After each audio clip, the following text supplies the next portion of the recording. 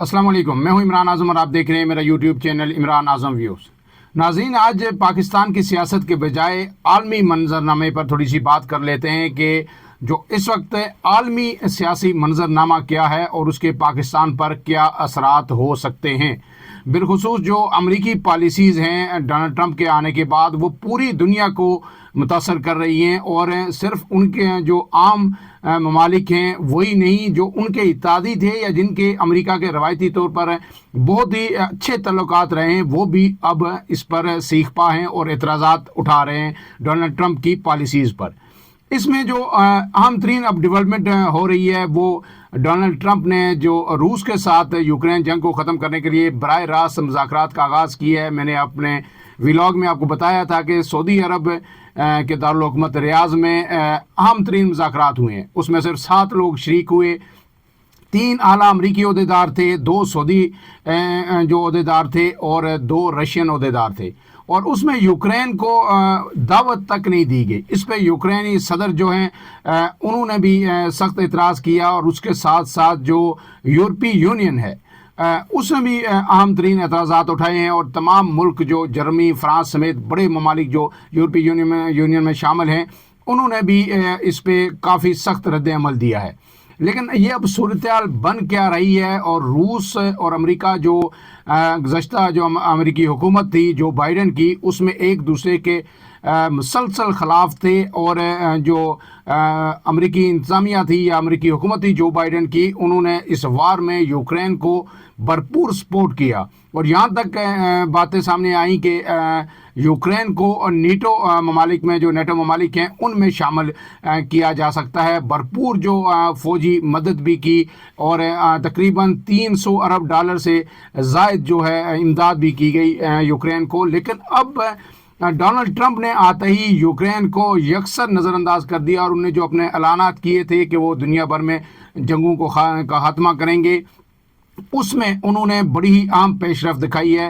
Russia کے حوالے سے۔ اس پہ رشیا بھی بڑا خوش ہے۔ سعودی عرب اس میں فیسیلیٹیٹر کا کردار ادا کر رہا ہے، اور وہ آپ کو پتہ ہے کہ قطر، عمان اور UAE کے بعد جو ہے سعودی عرب چاہتا ہے کہ وہ اس خطے میں جو ہے ایک فیسیلیٹیٹر کا کردار ادا کرے، اور اس کا عالمی امن میں اپنا اس کا نمایاں کردار ہو۔ تو اس پہ تو ہم آئندہ ولاگ میں بات کریں گے، لیکن سر دست جو صورتحال ہے وہ یورپ کے حوالے سے، یورپی ممالک جو ہیں اور یورپ کے جو دارالحکومت میں، ان میں ایک سخت ترین جو ہے تشویش کی لہر نہیں دوڑ گئی، بلکہ وہاں پہ اب ایک سخت رد عمل آ رہا ہے، اور ایک کھلبلی وہاں پہ مچ گئی ہے، اور سخت پریشانی کا عالم ہے۔ لیکن اس سے پہلے کہ میں اس آگے جو بیانات آئے ہیں امریکی انتظامیہ کی جانب سے، جو ان پہ یورپی یونین کی جانب سے رد عمل آیا ہے، جو رشین جو قیادت ہے ان کی طرف سے جو بیانات آئے ہیں، وہ آپ کے سامنے رکھوں۔ مختصر آپ کو بتا دوں کہ یورپی یونین جو ہے یہ 28 ممالک کا ایک اتحاد ہے۔ یہ سیاسی اور معاشی طور پر یہ ملک اکٹھے ہیں، اور یہ دوسری جنگ عظیم کے بعد جو ہے یہ اتحاد بنایا گیا تھا، اور یہ ممالک نہ صرف ایک دوسرے کو معاشی طور پر سپورٹ کرتے ہیں، بلکہ دنیا کے جو کمزور خطے ہیں وہاں پہ بھی یہ بھرپور فنڈنگ کرتے ہیں۔ اس میں طاقتور ترین ممالک شامل ہیں، اور جو نیٹو اتحاد ہے اس میں امریکہ کے علاوہ، جو امریکہ تو ایک بڑا اتحادی ہے، نیٹو کا آلموسٹ وہ سربراہی کر رہا ہے، تو یہ یورپی یونین کے جو اہم ترین کئی ممالک ہیں وہ اس نیٹو اتحاد کا بھی جو فوجی اتحاد ہے اس کا بھی حصہ ہے۔ لیکن جو ہے اب اس کو بھی خاطر میں نہیں لا رہے ڈونلڈ ٹرمپ، اور ان تمام ممالک کو انہوں نے آنکھیں دکھا دی ہیں، اور اب یہ کہا جا رہا ہے کہ اب نیٹو اتحاد جو ہے وہ بھی خطرے سے دوچار ہو سکتا ہے اگر یورپی یونین کے یہ ممالک اس نیٹو اتحاد کو چھوڑ دیتے ہیں۔ اب اس میں جو ممالک شامل ہیں ان کے نام میں آپ کے سامنے رکھ دیتا ہوں۔ یہ جو 28 ممالک ہیں، ان کا سب سے بڑا یہ فائدہ ان کو شہریوں کو یہ ہے کہ ان کے شہری جو کسی ایک ملک کی بھی شہریت لے لیتے ہیں، وہ کہیں بھی ان 28 ممالک میں جا سکتے ہیں، وہاں پہ رہائش اختیار کر سکتے ہیں، وہاں پہ جابز کر سکتے ہیں، اور ان 28 میں سے 18 ممالک ایسے ہیں جو ایک ہی کرنسی یورو استعمال کرتے ہیں۔ ان میں جو ممالک ہیں ان میں بیلجیم ہے، بلغاریہ ہے، چیک ریپبلک ہے، ڈنمارک ہے، جرمنی ہے، ایسٹونیا ہے، آئرلینڈ ہے، گریس یعنی یونان ہے، اسپین ہے، بڑا ملک ہے اس میں جرمنی کے ساتھ، فرانس ہے، کروشیا ابھی لیٹسٹلی جو ہے اس کا بنا ہے، پہلے 27 ملک تھے اب یہ 28 ہو گئے ہیں، اٹلی ہے، سائپرس ہے، لتویا ہے، लिथुआनिया है और लग्जमबर्ग है, हंगरी है, माल्टा है, नीदरलैंड है, ऑस्ट्रिया है, पोलैंड है, पुर्तगाल है, रोमानिया है और स्लोवेनिया है। ये तकरीबन 28 ममालिक हैं और इसमें कई 8 से 10 ममालिक बड़े तगड़े मुल्क हैं जो इस इत्तेहाद का, यूरोपीय यूनियन का हिस्सा हैं और अमेरिका के साथ इनके हमेशा से करीबी तल्लुकात रहे हैं। बरतानिया भी था, लेकिन फिर जो है बरतानिया यूरोपीय यूनियन से आपको पता है कि अब वो उस तरह उसका यूरोपीय यूनियन का हिस्सा नहीं है। अब इसमें जो अहम तरीन बात यह है कि अब इस सब के बाद जो डोनाल्ड ट्रंप ने जो मुज़ाकरात का आगाज़ किया है और नज़रअंदाज कर दिया है यूक्रेन को, उसमें यूक्रेन की तरफ से जब रद्द अमल आया तो तुर्की ब तुर्की डोनाल्ड ट्रंप ने भी जवाब दिया और डोनाल्ड ट्रंप ने जो यूक्रेन के सदर हैं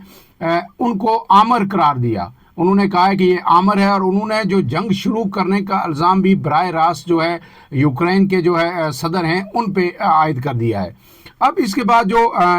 डोनाल्ड ट्रंप की जो खारजा पॉलिसी है उसको ये सारे यूरोपीय ममालिक शदीद तनकीद का निशाना बना रहे हैं और अब सब इस पे बारी बारी अपना रद्द अमल दे रहे हैं। जर्मनी, फ्रांस, सब की तरफ से ये रद्द अमल आ रहा है।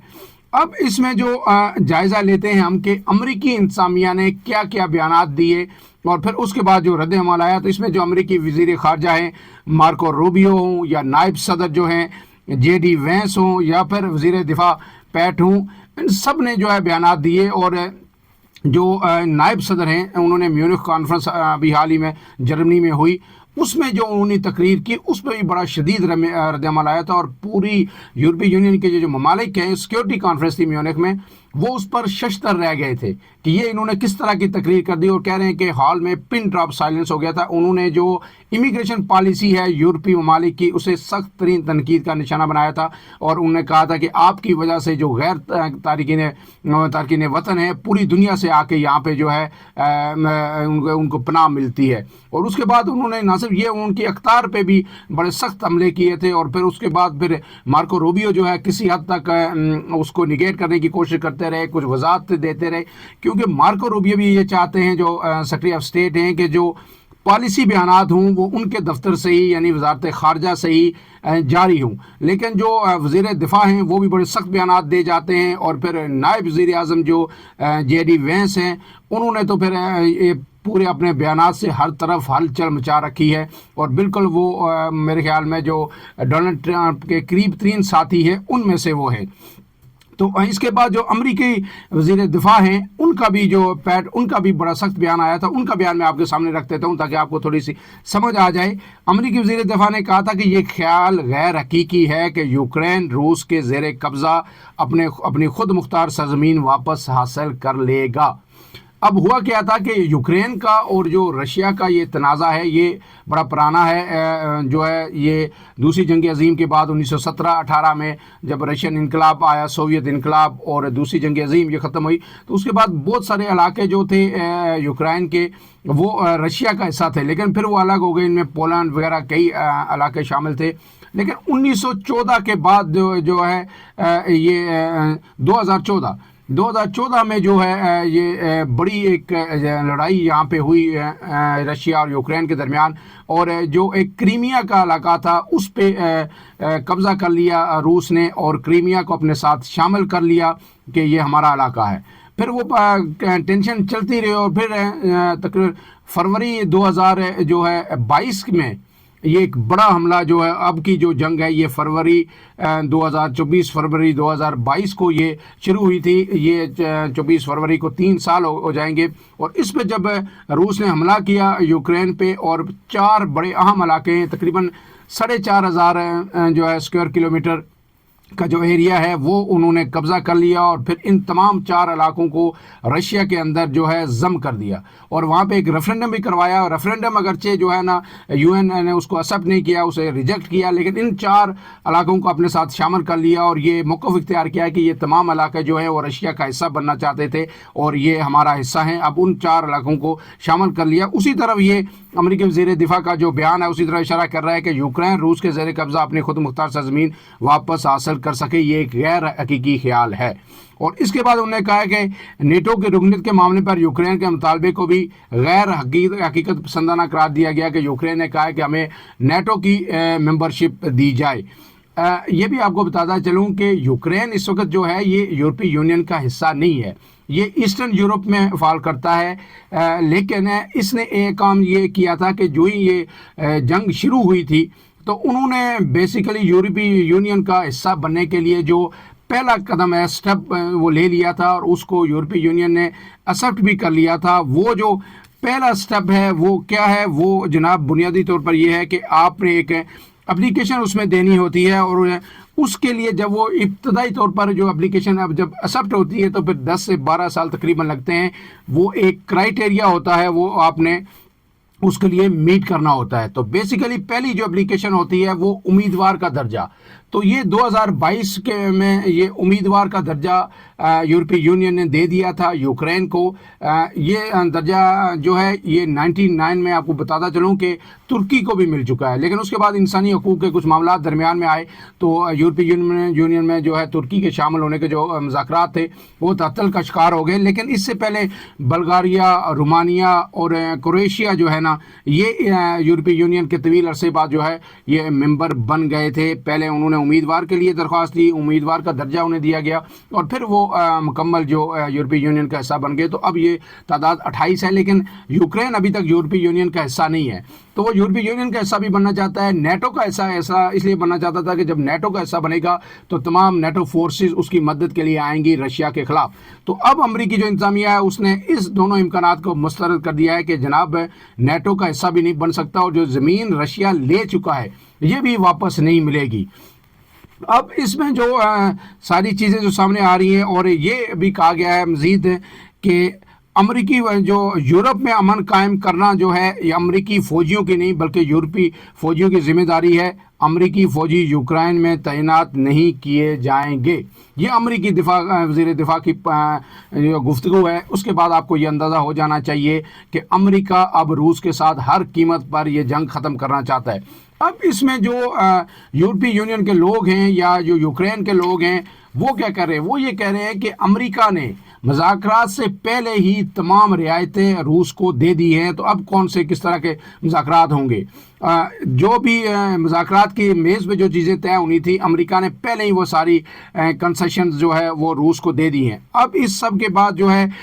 ایک اہم ترین جو ہے اجلاس پیر کو شروع ہوگا، اس میں تمام یورپی یونین کے جو ممالک ہیں وہ اس میں شامل ہوں گے، اور اس کے بعد جو اس کا اعلامیہ آئے گا وہ بڑا ہی اہم ہوگا، اور اس میں یورپی یونین کے جو ممالک ہیں یہ تمام ممالک کے وہ اپنا موقف جو ہے سامنے رکھیں گے۔ اس کے ساتھ ساتھ ایک جو بیان میں پڑھ دیتا ہوں کہ اب جو اس پہ امریکی جو نائب صدر ہیں ان کا ایک بیان آیا ہے کہ امریکہ روس کو کسی معاہدے پر مجبور کرنے کے لیے فوجی دباؤ کا ذریعہ بھی استعمال کر سکتا ہے۔ جب ہر طرف سے یہ تنقید آئی تو ایک چھوٹا سا بیان یہ جو ہے سامنے آیا ہے۔ اب اس میں جو ہے یورپی یونین کا یہ کہنا ہے کہ یہ جو جس طرح کے یوکرین نے کہا، یورپی یونین نے کہا کہ امریکہ جس طرح کے مذاکرات کر رہا ہے وہ ولادیمیر پوٹن جو ہے روسی صدر جو ہے ان کے آگے ہتھیار ڈالنے کے مترادف ہے۔ اور اب اس سب پہ جو ہے نا یورپی یونین کے ترجمان نے یہ کہا ہے کہ یوکرین جمہوری ملک ہے، اور پیوتن کا جو ولادیمیر پوٹن ہے ان کا روس جمہوری ملک نہیں ہے۔ یہ جو ڈونلڈ ٹرمپ کا بیان آیا ہے کہ ایک آمر ہے یوکرینی جو صدر ہیں اور وہ انتخابات بھی نہیں کروا رہے، اور ایک ان کو کیونکہ اس سے پہلے وہ ایک کامیڈین تھے، ایکٹر تھے، اس حوالے سے ایک ٹویٹ بھی ابھی کچھ دیر پہلے جو ہے امریکی صدر کا آیا ہے، اور بڑا ہی دو ٹوک ٹویٹ ہے، واضح ہے اس میں یورپی یونین کو اور یوکرین کو بتا دیا گیا ہے کہ اب یہ جنگ ختم کرنی ہوگی۔ اور اس ٹویٹ میں انہوں نے یہ بھی کہا ہے کہ اب تک امریکہ جو ہے $3.5 ارب یہاں پہ خرچ کر چکا ہے، جبکہ اس جنگ میں جو ہے جو امریکہ کو تو خطرہ کوئی نہیں تھا، امریکہ اور روس کے درمیان بڑا سمندر بھی آتا ہے، اور پھر یورپی یونین نے اس پہ کچھ نہیں خرچ کیا۔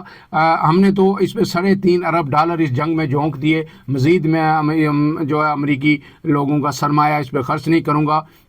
اور اس جنگ کو بہرحال ختم ہونا۔ بڑا سخت ٹویٹ ہے، اس پہ مزید ہم آئندہ ویلاگ میں گفتگو ضرور کریں گے۔ لیکن اس کے بعد جو برطانوی وزیر اعظم ہیں ان کا بھی ایک بیان آیا تھا رواں ہفتے، اور انہوں نے کہا تھا کہ اگر کوئی کثیر جو مدتی معاہدہ طے پاتا ہے تو برطانیہ اپنی فوج یوکرین میں بھیجنے پر غور کر سکتا ہے۔ تو اس پر روس کا رد عمل جو ہے وہ آیا ہے. انہوں نے کہا ہے یوکرین میں نیٹو فوج کی تعیناتی قبول نہیں, امن کے لیے مذاکرات کی ضرورت ہے. اور روسی صدر نے یہ کہا ہے کہ انہیں امریکی صدر ڈونلڈ ٹرمپ سے مل کر خوشی ہوئی ہے. اب اس کے بعد جو یورپی رہنما ہیں وہ پیر کے دن مل بیٹھیں گے, اور اس ملاقات کا مقصد یہ ہے کہ کسی نہ کسی طرح یہ جو امن معاہدہ ہو رہا ہے امریکہ نے تو کرنا ہے, جنگ تو ختم کرنی ہے, لیکن اس میں یورپ کو سٹیک ہولڈر بنایا جائے اور اسے اس معاہدے کے اندر شامل کیا جائے. اس حوالے سے جو مزید اپڈیٹس ہوں گی وہ بھی آپ کے سامنے رکھیں گے. امید ہے آپ کو ویلا پسند آیا ہوگا. اگر پسند آیا ہے تو اسے لائک کیجیے اور شیئر ضرور کیجیے. مجھے دیجیے اجازت. اللہ حافظ.